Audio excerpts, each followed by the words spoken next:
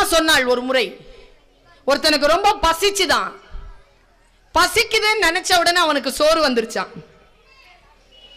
சாப்பிட்டானா, தண்ணி அப்படின்ன உடனே தண்ணி வந்துருச்சான். தண்ணி குடிச்ச உடனே டயர்டா இருச்சான். ஸ்வீட்ஸ் ஏதாவது இருந்தா நல்லா இருக்கும், ஸ்வீட்ஸ் வந்துருச்சான்.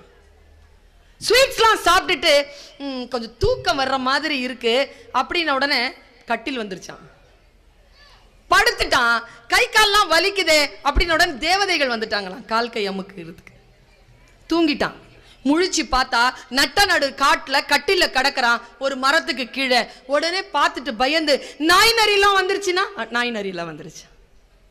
ஐயோ நாய் நரி நம்மள சாப்பிட்டுருச்சுன்னா, நாய் நரி சாப்பிட்டுருச்சான். கதை முடிஞ்சுது. அவன் எது ஏன் அப்படி செய்தது, எல்லாம் ஏன் அப்படி நிகழ்ந்தது என்றால், அவன் நின்று கொண்டிருந்ததும் படுத்து கொண்டிருந்ததும் கற்பக மரத்திற்கு கீழ் எது நினைக்கிறானோ அது நடக்கும்.